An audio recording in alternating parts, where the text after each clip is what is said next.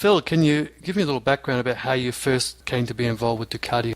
Way back when I was in high school, a friend of mine who was a couple of years older had a 69 250 Desmo, one of the twin fuel cappers, and which was sort of the first bike I'd ever really been exposed to. And by the time I got round to the 72, which was my last year at high school, the 250 Desmos, the silver ones, were out, and I just fell in love with it. And I sort of went round there after school each day and sort of sat and drooled and whatever. And eventually, during the course of that 72, I was able to buy one. And so that was the beginning of your journey. What are some of the highlights of the models you've owned since?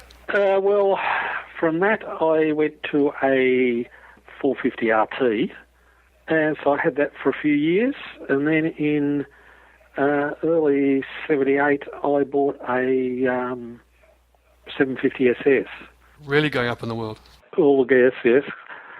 Principally summer of 2009-99, it was then, which of course I loved dearly, and I kept that for nearly 30 years up until about 3 years ago. That stage I had a bike crash on another bike and ended up fracturing a couple of vertebrae, and that meant that the clip-on and rear set's riding position was no longer I just couldn't handle it anymore.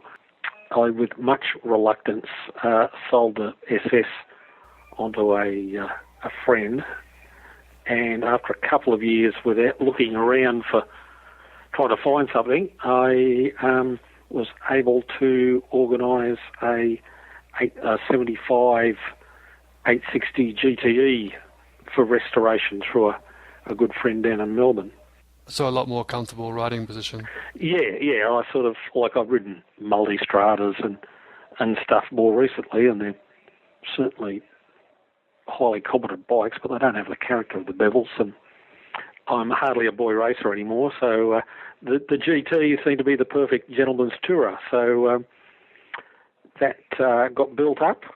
I happily rode around on that for 6 months or so, and then a Swiss collector made me an offer I couldn't refuse for it. So it disappeared over to Switzerland. At the moment, I'm bikeless, but Ian Gownlock's got another 860 GTE, and he's soon to start building and restoring that up for me. Good. I mean, do you regret letting go of the 750 SS, especially after 30 years? Yeah, I certainly do, but if I couldn't ride it, there wasn't much point in holding on to it. So it would have been torture just to have it as a piece of art. That's right. Yeah. Now, Australia is an interesting market, isn't it? Because a lot of very interesting Ducatis went to Australia. During the 70s, it was Ducati's biggest export market for the majority of the 70s.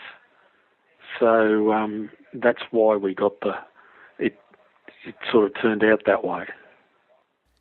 So at some point you started taking photographs as well, and that transitioned all the way into being a professional photographer. So how did that come about?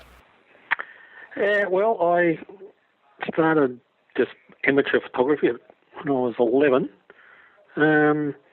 It actually was a slightly twisted path, because I actually worked for Canon as a photo technician and later service manager for 10 years, basically all the 80s.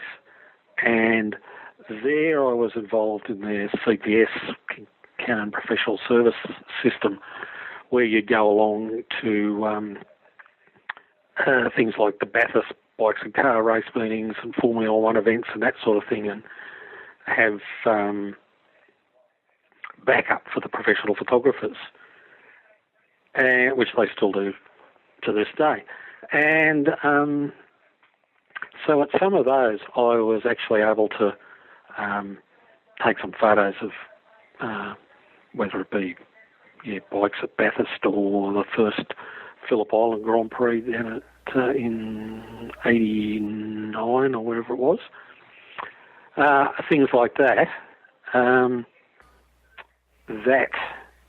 And I actually had some of my shots published in various magazines and that sort of thing. And then at the 1990, got retrenched from Canon, worked just as a independent technician for 6 months, took off, went overseas around the world for 6 months, and then got offered a job at the Federal Publishing Company, which is now News Magazines. They produced Revs and Two Wheels and Street Bike and that sort of thing. So I worked there for 10 years before going freelance, when was it, 2001. But through all that experience, it seems that you've met a lot of people in the industry and a lot of people associated with Ducati. Can you tell me a little bit about some of the personalities you've met? I've been lucky enough to know Warren Lee, who's the CEO of NFI, the Ducati importers. So he, apart from being a friend, he's made it much easier to get myself into the factory and shoot various things there. Even, I suppose, just having a bit of a reputation in the Ducati world means that, you know, people are happy to make their bikes available, or meet or things like that. Last year I met Benjamin Grau. Benjamin Grau won many Barcelona 24-hour races on Ducatis back in the 70s and early 80s. So he now runs a pizzeria in Barcelona. So anything from meeting, you know, sort of legends like that to being able to go along to Fabio Taglioni's 80th birthday party that was thrown for him in Italy in 2000, which was a bit of a... That must have been a great experience. It was a wonderful experience. He unfortunately died not long, several months after that. So the few shots I was able to take of him there were probably the last, sort of portraits rather than happy snaps that, were ever taken of the man.